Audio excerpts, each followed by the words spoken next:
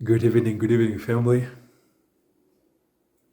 Finally, we are in Kisumu, Karateng, in Western Kenya. And as you can tell, I am thoroughly thrilled. Back to one of the only things that I often look forward to, especially around this time of the year. Now, you'll pardon me for tonight. I'm still thoroughly jet lagged. But I'll always say, if that's one of the prices I have to pay for the privilege of living in the village, I'll take it. So yes, it's been a wild couple of days. We've traveled all the way from Long Beach, California, to Kisumu, Karateng in Western Kenya. This is where I was born and raised. This is where I plan to spend the rest of my life. So for those of you joining us for the first time, I am Wenodede. I'm a Kenyan American who obviously is working his way back to the village. I've spent nearly 2 decades living in America in different states. And as I grow older, I realize this is all I want. I've had most of what the Western life has to offer, but the quiet and the serenity and the peace and the people that we have in the village, that is all I want as I grow older. So in my channel, I talk about all things preparing to return. So in this video, I'd actually planned to show you one of my newest projects. I'm actually doing agribusiness, and most of it right now is more experimenting and learning.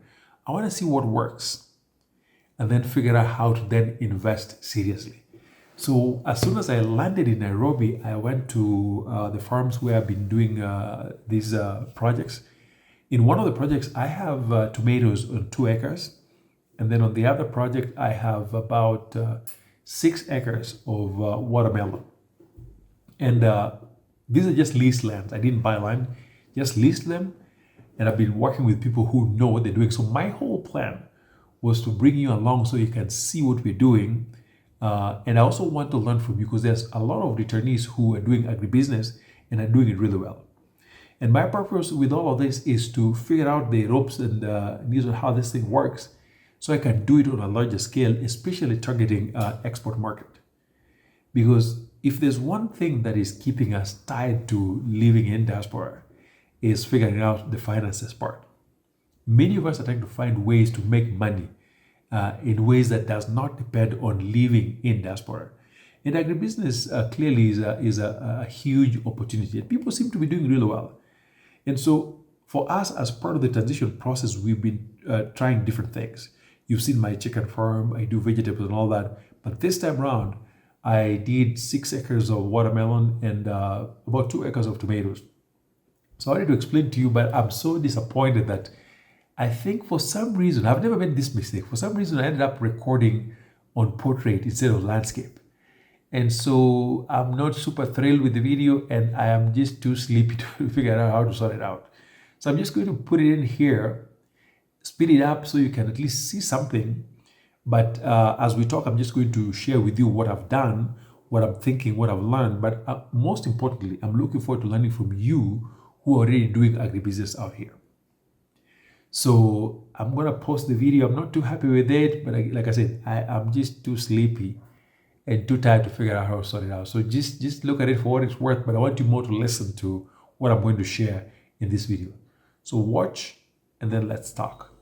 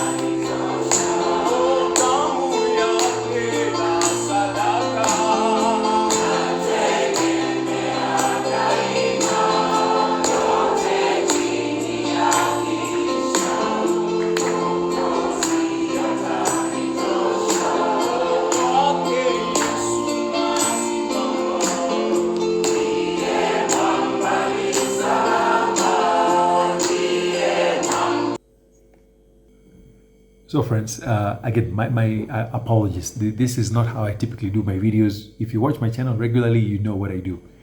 Again, if you have not subscribed and you enjoy our content, just check if you're one of those guys. If you haven't subscribed, add your name, because your support really takes our work much further. And of course, as I always share, if you need any support with returning to Kenya, over the years, I've built quite a few networks here and there who can help you with designing buildings, buying property, buying land, interior designers, architects, builders, and all that. So my job is simply to link you up, support with the little I've learned, to make it easy for you to move back to Kenya, because many of us are so excited to move to Kenya. And I'm talking about those of us who were either born and raised in Africa and those who have never been to Africa. I talk to a lot of people. Many of them live in the UK or different parts of Europe. Some of them live in North America, but are just excited about creating a life in Kenya. So if you're one of those, my number is right here. Just be sure to text me on WhatsApp, and I'm happy to respond as soon as possible. And by the way, I apologize for folks who have been reaching out in the last 3 days. I've been a little offline because, again, with traveling and I'm running up and down with jet lag and all that, I'm running a little behind in my response. But I'm hoping by tomorrow I will have caught up with all my texts and calls and all that. So basically what I've done is to lease land in the first place. So there are places in Kenya where leasing land is fairly inexpensive. And these are fertile lands that just lying fallow because many of the folks that own those lands don't do agriculture in that sense. Many of them have animals, and so they have a lot of land that is lying fallow that is very fertile. So I went and just leased a couple of acres. It wasn't too expensive. Places that most importantly have water. Number one, it needs to be land that has access to reliable water. Then number two, you need to lease land or buy land at a place where neighbors respect a property. Now, different parts of Kenya, you're going to experience different things. There are places in Kenya, unfortunately, where if you do agribusiness, apparently some neighbors are going to help you harvest. I even had a case, and I'm going to show you this video tomorrow, a guy who really had a very bad experience with fish pond business because of things like that.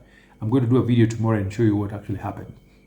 So even though a lot of people doing agribusiness are focused on the details of the technical details and all the science of it, don't forget, in Kenya, you want to, first of all, do your homework. Are you going to do agribusiness in a place where people respect property? And so even when you plant your stuff, nobody's going to harvest. Like where I'm leasing land, there's not even a fence. No fence at all. In fact, the only fence that is there is just to prevent wild animals from accessing the property. But other than that, nobody comes to your property because I've been told that anytime thieves come to steal your stuff, they're told to just go look at the local market. There are many young men who have lost their marbles because they were caught stealing stuff. And so yes, there are many neighborhoods that are very safe, that people respect property, and so even when you're doing your agribusiness, nobody will touch it. But there's some neighborhoods that are not great with things like that. So access to water, cheap land, safety in terms of people not accessing your property. And then again, I'm not an expert on this. I'm very new and I'm looking to learn from you. So the first go around again is purely experimental, and I'm relying on two models. One of them is not working out well. The second one, I'm loving it. The first model is that there are locals who don't have the finances, and they're the ones we employ. So with this model, and we are doing it with the tomato farm, we hire these guys, pay them a certain amount of money within a month, take care of their expenses, and then at the end of the harvest season, we harvest and then sell and get all the money after taking out your expenses. That model is very, it's not fun. Let me just say it's not fun. Because the biggest headache you're going to find in anything business, not just Kenya, in many places, is the HR part. Managing those guys is very difficult. Sometimes somebody calls you and tells you they've quit and you need to take care of business. That's difficult. The second model that I'm loving is what I'm doing with the watermelon farm. Basically, we have these locals who, again, they have the expertise, they have the skills, they have the time, but they don't have the financing to do this job. So we sit down, we agree that I provide the financing. I buy like the seeds, I buy the equipment they need, and And then I also provide them with food. And in that area, it's not even that much. All they need is corn, beans, and something they call mudokoi. I don't know what that is, but I think it's like some rich people food. So yeah, so you just get them basic food. So you get them food, provide all the take care of all the expenses in the farm in terms of water, because we have to buy a generator to pump water. We have to buy fuel and things like that. And then they do all the technical work. They do the weeding, they do the planting, they take care of it. They actually live on the farm the entire season. And something like watermelon is only like 75 days. And so the whole plan is once they do, and those guys know so much that I don't know. So they do the timing right, they plant, they take care of pests, they watch that place because they live there 7 days a week. They just work in shifts. So once all that is done, when it comes to harvesting time, of course we harvest, sell, and then I take out all of my expenses first. Whatever proceeds that is left, then we split it half. They get half, we get half. The one thing I love about that model is that I don't have to worry about whether there's weeds, whether things like that, because those guys are so diligent. Because they know if we don't make money, they earn absolutely nothing. Because in the entire 75 days for the watermelon, they're not earning anything. They're basically living there. I'm taking care of their expenses. The only thing they get is food. So if this does not work out, they go home with nothing.